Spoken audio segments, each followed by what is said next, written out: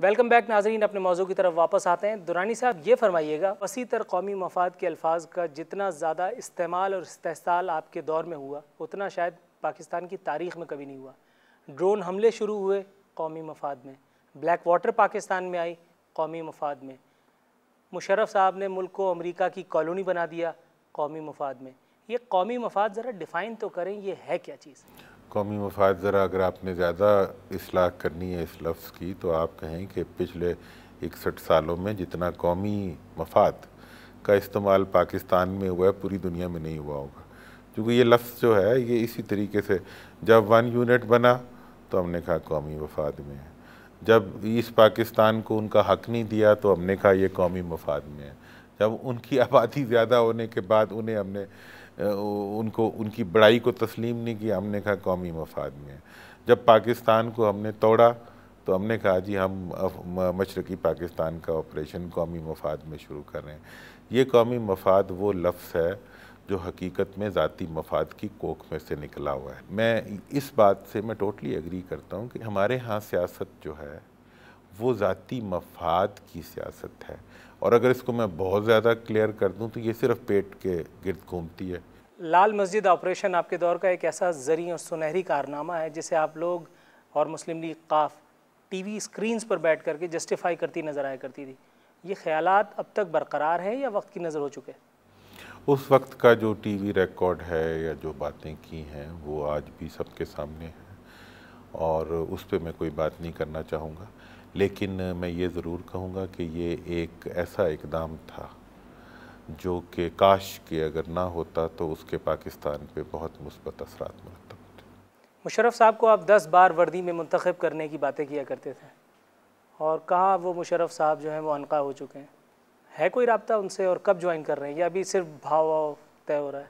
देखिए, मेरा जहाँ तक सवाल है 10 बार वर्दी में मुंतखब करने का, ना बात मैंने ये कभी कही, ना उस वक्त इस बात के हक़ में हम थे, ना होने की वजह से हमने कभी इसको सप्लीमेंट भी नहीं किया। हमारी जो राय थी वो जो भी थी वो बहरहाल थी, और मेरी राय मुशर्रफ साहब से यही थी कि उन्हें सियासत के बजाय समाजी काम में आना चाहिए था।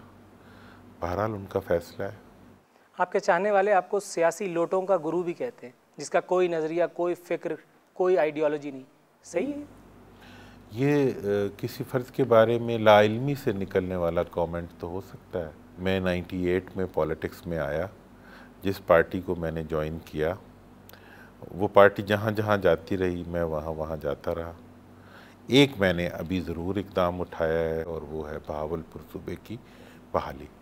4 सूबे आपसे संभलते नहीं हैं, 40 या 400 सूबे बना करके क्या हासिल कर लेंगे आप? रिसोर्सेज लिमिटेड हैं। सिर्फ 40 मिनिस्टर्स को बिठाने के लिए, 40 सीएम्स को बिठाने के लिए, या 400 सीएम्स को बिठाने के लिए, ताकि हर शख्स अपनी अपनी जगह खुश रहे? देखें, ये ओवर सिंप्लीफाइड स्टेटमेंट है, और ये सोच पाई जाती है पाकिस्तान के बाज़ हलकों में। इंडिया में 12 सूबे थे, आज 29 हो गए, 5 नए सूबे वो बना रहे हैं। उनका सबसे बड़ा सूबा जो है वो आज भी उनकी 16% आबादी पे मुश्तमिल है, जिसको वो 5 हिस्सों में तकसीम करने जा रहे हैं।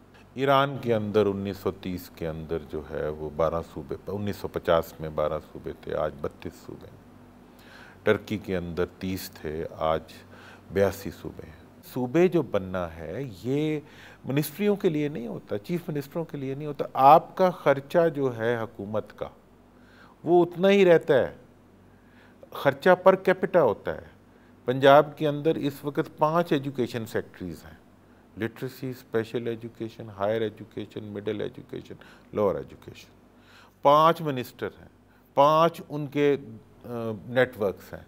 अगर बहावलपुर सूबा होगा तो एक सेक्रेटरी एजुकेशन होगा, और वो किसी सादकाबाद के बंदे को अपने सेक्रेटरी से मिलने के लिए 700 किलोमीटर का सफ़र करके लाहौर नहीं आना पड़ेगा किसी स्कूल टीचर को अपनी पेंशन के कागज़ ठीक कराने के। वो एक दिन की मुसाफत पे आके अपना काम करा लेगा।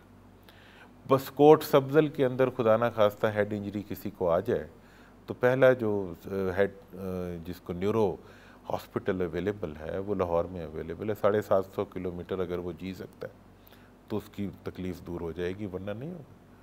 तो मैं जिस चीज़ की, मिनिस्टर्स का क्या है, वो तो 18वीं तरमीम आ गई कि 11% से ज़्यादा जो है आप कैबिनेट नहीं रख सकते, उतने ही होंगे जितने मेंबर सूबाई असम्बली होंगे। इस वक्त क्या है, बलूचिस्तान की पूरी असम्बली जो है वज़ीर है, और पंजाब के अंदर जो है वो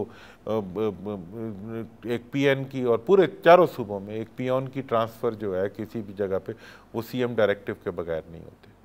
और प्रॉपर्टी 80% वसाइल जो हैं वो सूबाई हेडक्वार्टर पे लग जाते हैं। वो उनकी पब्लिक ट्रांसपोर्ट पे नहीं लगते, रिंग रोड्स पे लगते हैं, ओवरहेड ब्रिजेस पे लगते हैं, जिसमें से पहले कमीशन मिलता है और बाद में उससे मुतल्लिका मुंसलिक प्रॉपर्टी की कीमतें बढ़ जाती हैं, और फिर पूरे सूबे को डंडे मार के वहाँ भेजा जाता है, और वहाँ के रहने वाले जो हैं उनके लिए ज़िंदगी अजीरन कर दी जाती है, पब्लिक ट्रांसपोर्ट नहीं चलाई जाती। मेरे आप हाल देखें कि मेरे इलाके के अंदर जो एक सूबा था जिसकी सूबाई हैसियत याया खान ने छीन ली एक मार्शल लॉ ऑर्डिनेंस के ज़रिए, उस इलाके का इस दफ़ा के पंजाब के बजट में 85 अरब रुपए हिस्सा बनता है जो उसको मिलना चाहिए, उनको दिया है 15 अरब रुपए। अब ये नाइंसाफ़ियाँ अगर आप इसको जस्टिफाई कर सकते हैं और आप वडेरे और बड़े जागीरदारों को ये हक देते हैं कि बड़े बड़े सूबों के वो चीफ मिनिस्टर बने, तो ये आपका फैसला है। ठीक है नाजरीन, यहाँ वक्त हुआ एक ब्रेक का, हमारे साथ रहिए।